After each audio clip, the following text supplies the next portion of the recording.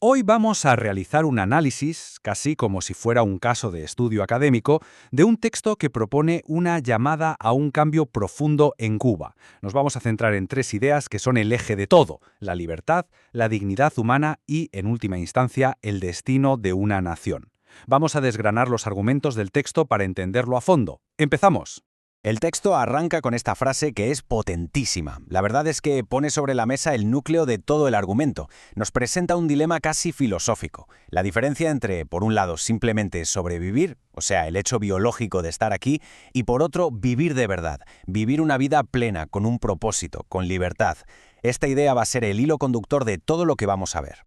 Bueno, el primer pilar de este análisis se mete de lleno en los derechos civiles y políticos. La historia, en general, nos enseña que la pérdida de estas libertades no suele ser algo que ocurra de la noche a la mañana. Es más bien un proceso lento, gradual, una especie de normalización de cosas que no son aceptables y que, según el texto, acaba llevando a una situación muy concreta.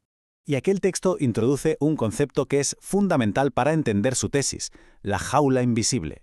Ojo, no estamos hablando de muros de hormigón ni de barrotes. Hablamos de barreras que son psicológicas, que son sociales y que se construyen precisamente sobre la ausencia de libertades.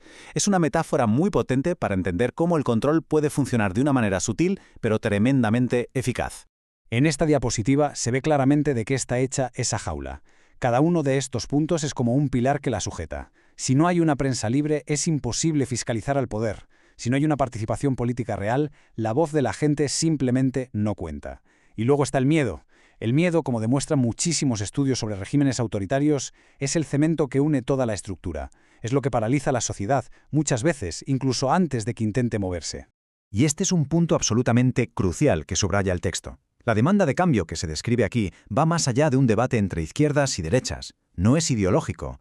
Se trata de algo mucho más básico, más estructural. Es la idea de recuperar las condiciones mínimas para que una sociedad pueda ser abierta y plural. Al final, se reduce a algo tan fundamental como el derecho a poder expresar una opinión distinta sin tener miedo a las consecuencias. Vale, pues pasemos ahora al segundo gran eje de este análisis, que se enfoca en las consecuencias directas, tanto humanas como económicas, porque es aquí donde el concepto de libertad, que a veces puede sonar un poco abstracto, se conecta de manera muy tangible con el día a día de las personas. Esta tabla comparativa lo ilustra de una forma genial. A la izquierda vemos los elementos de la pura supervivencia: salarios que no alcanzan, escasez constante, dependencia, y a la derecha la aspiración a lo que se llama una vida digna. ¿Y qué es eso? Pues la oportunidad, la autonomía, la capacidad de que el propio esfuerzo se vea recompensado y se traduzca en progreso. Por tanto, la dignidad está totalmente ligada a la capacidad de una persona de ser dueña de su propio destino económico. La conclusión lógica de todo lo anterior es esta. Lo que el texto argumenta es que la falta de libertad económica genera un ecosistema donde el capital humano, que al final es el verdadero motor de cualquier país, no puede crecer, no puede florecer. El resultado: o bien un éxodo constante de talento, la famosa fuga de cerebros, o bien, para los que se quedan, una frustración continua por no poder desarrollar su potencial. Bien, ahora vamos a ampliar el foco para analizar el tercer pilar del texto: las consecuencias a gran escala, las que afectan al tejido mismo de la nación. ¿Qué le pasa a un país que vive en estas condiciones durante mucho tiempo?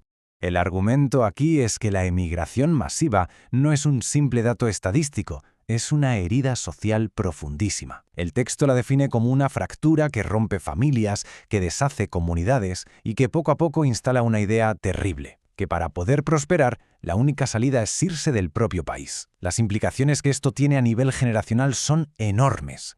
Y con esto llegamos ya a la parte final, a la conclusión del análisis que nos presenta el texto. Porque no se queda solo en el diagnóstico, sino que también plantea una visión de futuro, una especie de hoja de ruta hacia una posible reconstrucción. El argumento final propone una transición que se podría ver en tres fases. Se parte de un modelo de imposición, en el que el destino viene dictado desde arriba. El salto cualitativo, el cambio clave, sería pasar a la participación. Y ojo, la participación no es el objetivo final, sino la herramienta para llegar al verdadero fin: que una nación recupere el control soberano sobre su propio futuro. Y con esta frase, en cierto modo, se cierra el círculo de todo el argumento. El análisis insiste mucho en que sería un error reducir todo este debate a una simple cuestión política. Lo que está en juego, según esta perspectiva, son los pilares más básicos de la experiencia humana: la calidad de la vida, el respeto a la dignidad de cada persona y, sobre todo, la posibilidad de construir un futuro. Este análisis, en el fondo, nos deja con una pregunta que es universal y de una relevancia tremenda. Más allá de este caso concreto, nos obliga a pensar en cuáles son las condiciones necesarias para que haya una autodeterminación real, una soberanía popular de verdad, en cualquier contexto. Es una pregunta para la que la historia nos da muchas respuestas, pero desde luego ninguna de ellas es sencilla.